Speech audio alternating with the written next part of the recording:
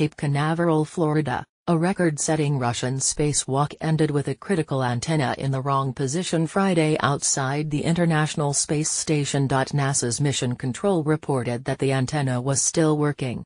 Nevertheless, Russian space officials were convening a special team to see whether further action would be necessary.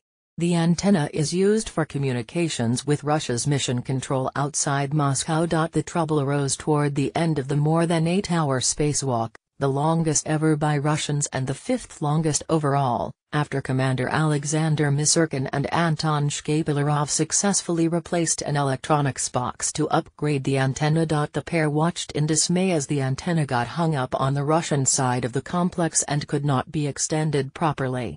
The antenna, a long boom with a 4-foot dish at the end, had been folded up before the repair work. Misurkin and Shkaplerov pushed, as flight controllers tried repeatedly, via remote commanding, to rotate the antenna into the right position.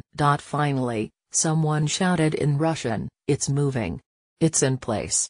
NASA Mission Control said from Houston that the antenna wound up in a position 180 degrees farther than anticipated. The spacewalk dragged on so long, lasting 8 hours and 13 minutes, that Misurkin and Shkaplerov ended up surpassing the previous Russian record of 8 hours and 7 minutes, set in 2013. It was supposed to last 6.5 hours. "Are you kidding us?" one of them asked when they heard about the record. NASA still holds the world record, with a spacewalk just shy of 9 hours back in 2001. Misurkin and Shkaplerov also asked flight controllers whether the antenna was operating or have we just wasted our time. The response: "It's being evaluated." It was the second spacewalk in as many weeks. On January 23, 2 U.S. astronauts went out to give a new hand to the station's big robotic arm. NASA had planned another spacewalk this week, but bumped it to mid-February because engineers needed extra time to get the mechanical hand working.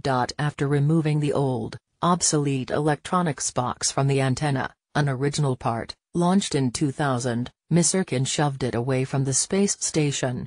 The bundle tumbled harmlessly away, 250 miles above the North Atlantic. The 60-pound box, measuring just a couple of feet, or less than a meter, was hurled in a direction that will not intersect with the space station, according to NASA officials. While the Russians routinely toss old equipment and use towels overboard during spacewalks, NASA prefers to secure no longer needed items or, if possible, bring them inside. Except for SpaceX's cargo ships, empty supply capsules are filled with trash and set loose to burn up in the atmosphere. The discarded electronics box will re-enter and burn up, too. Mission Control said it did not know when that will occur. Misurkin will return to Earth at the end of this month with 2 NASA crewmates. The space station is home to 2 Russians, 3 Americans and 1 Japanese.